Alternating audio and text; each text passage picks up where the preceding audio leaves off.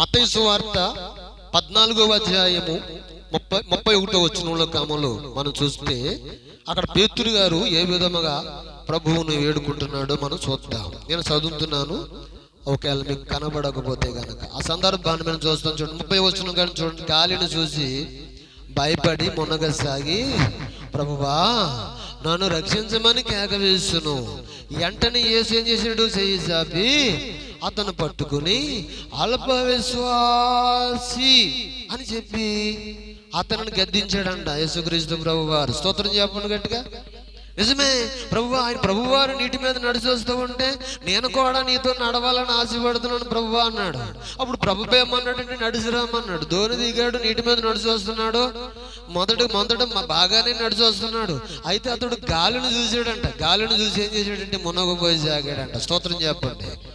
నిజమే, మునగు సాగినప్పుడు ఏమన్నాడు? ప్రభువా మేము నశించిపోతున్నాం, మమ్మల్ని రక్షించమని చెప్పి కేకలు వేస్తూ ఉంటే ప్రభు చెయ్యి అందించి పట్టుకున్న అతను లేవనెత్తటమే కాదు కానీ అతను అంటున్న మాట ఏంటంటే అల్ప విశ్వాసం. దేవునికి మహిమ కలుగును గాక.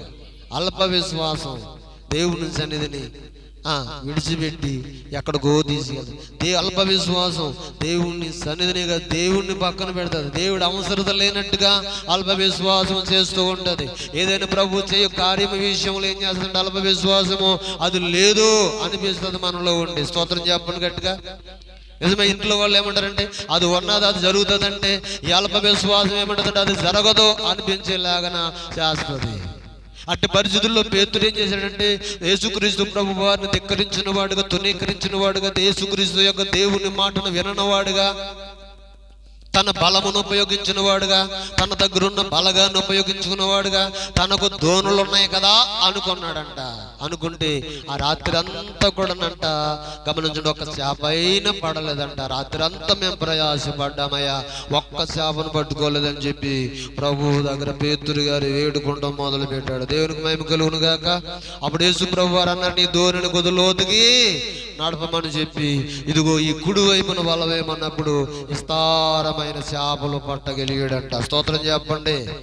నిజమే కదా. అది చూసిన పేతురు ప్రభు యొక్క పాదాల మీద పడిపోయాడంట.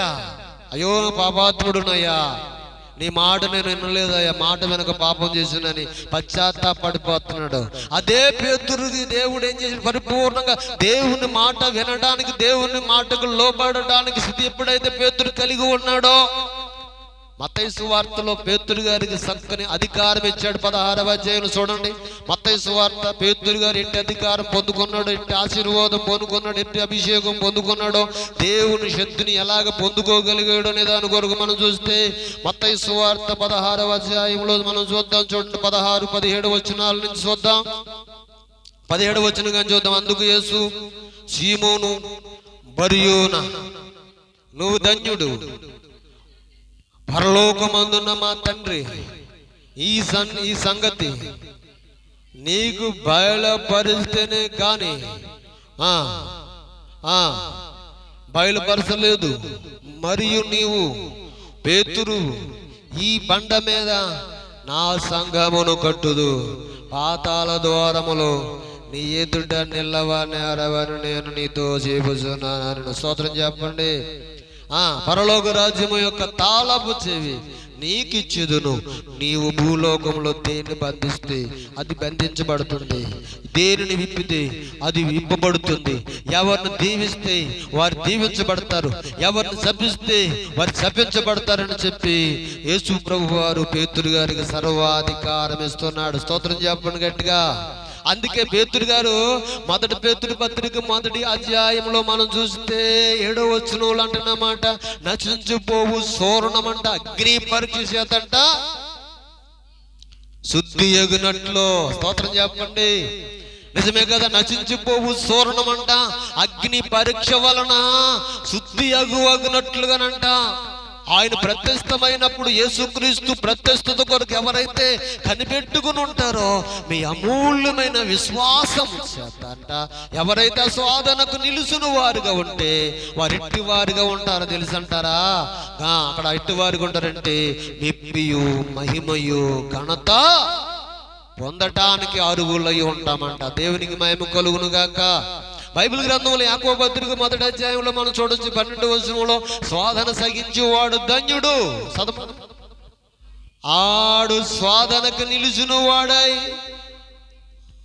ఆ వాగ్దానము చేయబడిన జీవ కిరీటమును అనుగ్రహిస్తాడంట. స్తోత్రం చెప్పండి. దేంట్లో నిలిచి ఉండాలి? దురుద్దేశం ఉండకూడదండి, కల్మోసం ఉండకూడదండి. పై రూపాన్ని మనుషులు చూస్తే అంతరంగానే దేవుడు చూస్తూ ఉంటాడండి. కొందరు హృదయం నిండిన దానిని బట్టి, అవసరాన్ని బట్టి, పరిస్థితిని బట్టి, కీడిని బట్టి మారిపోయే మనుషులు ఉంటారండి. ఎవరు కీడిని బట్టి మారిపోతున్నారో, వాళ్ళ అవసరాన్ని బట్టి ఎవరు మారిపోతున్నారు అనేది దేవుడు ఎరుగున్నాడండి, దేవుడు చూస్తున్నాడండి. స్తోత్రం చెప్పండి గట్టిగా. నిజమే కదా. ఆనాడు యేసుప్రభు వారు ఆయన జన్మించినప్పుడు ఏ రోజు రహస్యంగా ఆ జ్ఞానుల దగ్గరికి వచ్చి, మేము కూడా వచ్చి ఆరాధించాలనుకున్నాము, యూదుల రాజుగా పుట్టినవాడు ఎక్కడున్నాడో తెలుసుకుని మాకు కూడా ఎవరించి తెలియజేయమని చెప్పి అడిగినప్పుడు, ఈ జ్ఞానులు అమాయకులు కదా, నిజమే అనుకుని, అలాగే రాజా, మేము వచ్చి ఎక్కడున్నాడో కనుక్కొని మీకు తెలియజేస్తామని చెప్పారు. స్తోత్రం చెప్పండి. మరి దేవుడు హృదయ రహస్యాలు ఎరుగున్న దేవుడు కదా. ఆ రాత్రి వారు ప్రభు చేత బోధించబడిన తర్వాత ఆ రాత్రి దేవుడు ఏమన్నాడంటే, అతడు మంచివాడు కాదయ్యా, మీరు వచ్చిన మార్గాన్ని వెళ్ళొద్దు, ఇదిగో నేను చూపిన మార్గంలో మీరు ఇంటికి వెళ్ళమని చెప్పి ప్రభు మాట్లాడగా, ప్రభు చూపిన మార్గంలో వారు తిరిగి ఇంటికి వెళ్ళును. స్తోత్రం చెప్పండి. నిజమే కదా. కీడు నుండి, శ్రమ నుండి, వెరుకు నుండి తప్పించడానికి మన దేవుడు గొప్ప సమర్థుడై అన్నాడు. ఈ రోజున చదువుకున్న లేఖనాలు చూస్తే, కీర్తన గ్రంథము 55వ అధ్యాయము 16-17 వచనాలు చూస్తే దావీదు గారి విషయంలో కూడా అదే సందర్భాన్ని మనం చూడవచ్చు. చూడండి, కీర్తన గ్రంథము 55వ అధ్యాయం 16-17-18 వచనాలు చూసుకుని మన వాక్యాన్ని ముగించుకుందాం. కీర్తన గ్రంథము 55వ అధ్యాయము అలాగనే ఆ 16-17 వచనాల్లో మనం ఒక సందర్భాన్ని చూద్దాం. చూడండి అమ్మా. అయితే నేను దేవునికి మొర్ర పెట్టుకుందును, యెహోవా నన్ను రక్షించును. సాయంకాలమున, ఉదయమున, మధ్యాహ్నమున నేను ధ్యానించి మొర్ర పెట్టుకును, ఆయన నా ప్రార్థన ఆలకించును. స్తోత్రం చెప్పండి గట్టిగా. నిజమే కదా. 16వ వచనం అంటుంది, అయితే నేను దేవునికి మొర్ర పెట్టుకుందును, యెహోవా నన్ను రక్షించును. డబ్బు కాదు కదా, బలం కాదు కదా, బలగం కాదు కదా, ఏది మనల్ని ఏది రక్షించదు. బైబిల్ గ్రంథంలో ఉంటుంది, కీర్తన గ్రంథం 30వ అధ్యాయంలో ఆయన అంటున్నాడు, ఏమని చూడండి, ఏ రాజునంట, చూడండి, ఏ రాజు సేనా బలమును బట్టి రక్షణ పొందడంట గాని, చదవండి ఆ మాటను మనం చూస్తే పరిశుద్ధాత్మ దేవుడు జలవిస్తున్నాడు. ఏ రాజునంట సేనా బలమును బట్టి గాని, గుర్రమును బట్టి గానంట రక్షింపబలడంట. స్తోత్రం చెప్పండి గట్టిగా.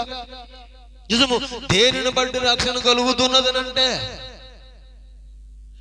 అమ్మా, నా దేవుని బట్టి మనకి రక్షణ. నువ్వు దినదినమును ప్రార్థన, దినదినమును ప్రభువు సన్నిధిలో మనం ఎప్పుడైతే ఆరాధించే వారముగా ఉన్నామో, దేవుడు నీ కుటుంబాన్ని, నీ జీవితాన్ని, నిన్ను పునరుద్ధరింపజేయటమే కాదు, మీ కుటుంబం మన జీవితాలని కట్టగలిగిన సమర్థుడై ఉన్నాడు. స్తోత్రం చెప్పండి. అందుకే 55వ కీర్తనలో పరిశుద్ధాత్మ దేవుడు సెలవిస్తున్నాడు. 17వ వచనం ఆయన అంటున్నాడు, సాయంకాలమునంట, మధ్యాహ్నమునంట, ఉదయమునంట నేను ఆయన యొక్క వాక్యమును ధ్యానము చేస్తూ ఉన్నాను. హల్లెలూయా. ఆ సందర్భాన్ని 18వ వచనంలో చూస్తే ఒక మాట చూడండి. 18వ వచనంలో ఏమని రాయబడి ఉంది అని అంటే, నా శత్రువులు నాకు అనేకులై ఉన్నారు,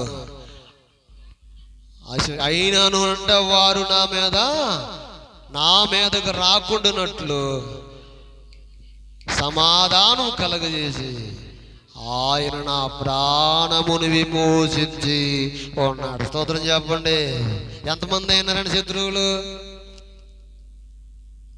నాకు ఎవరు శత్రువులు లేరు అనుకుంటారు. నాకు ఎవరు లేరు, అందరూ నాకు మిత్రులే. హల్లెలూయా. మనం అనుకుంటా ఉంటాం, మనకు అందరూ మిత్రులే అనుకుంటా ఉంటాం.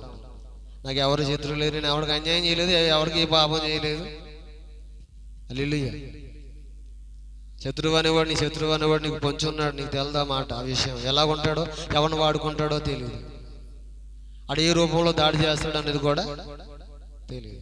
మన ఉపకారం చేసిన మనకు అపకారమే. ఇప్పుడు ఉదాహరణకి సౌలును దురాత్మలు పట్టుకుంటే, ఈ దురాత్మల నుండి నా యజమాని, నా ఏలిన వాడిని ఎవరైతే విడిపిస్తాడో అని చెప్పి ఆలోచన చేశారు. ఎవరైతే పలానా యోధా దేశమందు పలానా వ్యక్తి ఉన్నాడు, యెషయా కుమారులో దావీదు ఉన్నాడు, అతని వల్ల అయితే ఈ దురాత్మలు విడిచిపోతాయని ప్రయత్నం చేశారు. అతడు వచ్చాడు. చూడండి 18వ అధ్యాయంలో మొదటి సమూయేలు గ్రంథం. శత్రువు అనేది ఎలా ఉంటాడు అనేది దాని కొరకు చూస్తాను. మనం ఉపకారం చేస్తే వాళ్ళు అపకారం చేసే వాళ్ళు అనేకులు ఉన్నారు. సోదరం చెప్పండి గట్టిగా. అయ్యో పలానా వ్యక్తి మనకు ఉపకారం చేశాడు కదా, అతనికి అపకారం చేయకూడదు, మనం అతనికి సహకరించాలనే విశ్వాసం చాలా మందిలో ఉండదండి. సోదరం చెప్పండి గట్టిగా. ఆ మాటను సందర్భాన్ని చూస్తే చూడండి, ఆ మాటను చూస్తే పరిశుద్ధాత్మ దేవుడు తెలియజేస్తున్న మాటని మనం చూద్దాం. చూడండి ఆ సందర్భాన్ని 9వ వచనం కానీ చూద్దాం. చూడండి 9వ వచనం కానిచా ఆ సందర్భాన్ని మనం 12వ వచనం కానిచా ఆ మాటను 10వ వచనం కానీ చూడండి. ఆ మాటను చూద్దాం. అక్కడ రాయబడి ఉన్న మాటని మనం చూస్తే చూడరు తల్లి, ఆ మాట సౌలు ఏ విధంగా మారిపోయాడని దాని కొరకు మనం చూద్దాం. చూడండి, నీవు సహాయం చెయ్యకపోతే, చూడండి ఆ మాటని 18వ అధ్యాయంలో 11వ వచనం చూడండి. అప్పుడు సౌలు చేతిలో ఒక ఈట ఉండగా దావీదు పొడిచి గోడకు బిగించుకుని సౌలు అనుకుని ఆ ఈటను విసిరెను. అయితే అది తగలకుండా దావీదు 2 మార్లు తప్పించుకును. స్తోత్రం చెప్పండి. 10వ వచనం చూడండి. మరునాడు దేవుని యొద్ద నుండి దురాత్మ సౌలు మీదకి బలముగా వచ్చినందున అతడింటిలో ప్రవశించు ఉండగా దావీదు మునుపుడి వల్ల వీణ చేత పట్టుకుని వాయించుచూ ఉన్నప్పుడు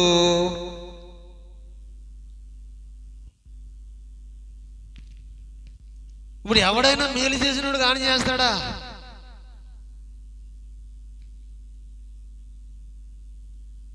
ఈనాడు సమాజం ఎలాగుందనుకున్నారు? పరిస్థితులు ఎలాగున్నాయండి? ఇప్పుడు దావీదు వెళ్ళి వీణ తీసుకున్నాడు, వాయించకపోతే దురాత్మను ఎల్లగొట్టకపోతాడు, సౌలుకు బ్రతికే లేదు. కానీ ఇప్పుడు సౌలు ఏం చేస్తున్నాడంటే వీట తీసుకుని దావీదుని చంపేయాలని ప్లాన్ చేస్తున్నాడు. గోడకేసి కొట్టాడంట. దావీదు 2 మార్లు తప్పించుకున్నాడంట. స్తోత్రం చెప్పండి గట్టిగా. అందుకే దావీదు కీర్తన గ్రంథంలో 55వ అధ్యాయంలో 17వ వచనంలో అన్నాడు, ఇదిగో నాకు శత్రువులు అనేకులై ఉన్నారు, ఇదిగో వారి చేతిలో పడకోకుండా నా దేవుడు నన్ను తప్పించి ఇదిగో నన్ను విమోచించి ఉన్నాడు. స్తోత్రం చెప్పండి గట్టిగా. మన దేవుడు మనల్ని ఎటువంటి కీడైనా ఎటువంటి ప్రమాదమైనా తప్పించి కాపాడటానికి దేవుడు సమర్థుడై ఉన్నాడు. మరి అటు దేవునికి మనం ఏం చేయాలి చెప్పండి? దేవుడిచ్చిన ఆయుష్ కాలం బట్టి, దేవుడిచ్చిన సమయాన్ని బట్టి మనం ఏం చేయాలమ్మా? దేవుడు స్తుతించే వారంగా ఉండాలి. రెండోది ఎలా ఉండాలి? ప్రార్థన చేయవారముగా ఉండాలి. మూడోది ఎలా ఉండాలి? ఆయనకు లోబడే వారముగా ఉండాలి. ఆయన సన్నిధిని కలిగిన వారుగా మనం ఉన్నప్పుడు గమనించండి, పేతురు ఆయన మాటను ధిక్కరించినప్పుడు ఏమీ పట్టుకోలేని స్థితిలో ఉన్నాడు. ఆయన మాట ప్రకారంగా వల వేయగా ఇలా చూడండి, విస్తారమైన చేపలో పట్టుకోగలిగాడు. ఆయన కొరకు నిలబడగలిగాడు. అందుకన్నాడు, మీ అమూల్యమైన విశ్వాసం చేత, మీ అమూల్యమైన విశ్వాసం చేత అంట. ఏ చేత? ఏ విశ్వాసం అంట? అమూల్యమైన విశ్వాసం చేత ఈ శోధనలో నిలిచిన వారై ఉన్న ఎడలా ఇదిగో మీరు మెప్పుయు, చూడండి, మీరు మెప్పియు మహిమయు ఘనతయు మనం పొందుకొనడానికి అవకాశం ఉన్నది. శోధన అనేది రాదంటలేదు, శోధన రావంటలేదు, బలహీనతలు రావంటలేదు, అప్పులు ఉండవంటలేదు, కొట్లాట ఉండవంటలేదు. ఎటువంటి నీకు శోధన ఉన్నప్పటికీ నువ్వు దేవుని సన్నిధికి దూరం అవ్వకూడదు. దేవుని సన్నిధికి విరోధంగా మనం పని చేయకూడదు. మనం ఎవరి ద్వారాగా మేలు పొందుకుంటున్నామో ఆ పొందుకుని ఆ వారికి మనం విరోధంగా సౌలు లేక పని చేయకూడదు. దావీదు తప్పించబడ్డాడు దేవుని చేత, కానీ సౌలు తప్పించుకోలేదంట. ఎందుకు తప్పించుకోలేదంటే దేవుడు సౌలును విడిచిపెట్టాడు. ఈ రోజున కీడును చూసి దేవుడు సహించేవాడు మాత్రం కాదు, అసహించుకునే దేవుడు. మోకరిందాం, ప్రార్థన చేసుకుందాం. మోకరిందాం, ప్రార్థన చేసుకుందాం. సర్వకృపానిధివైన తండ్రి,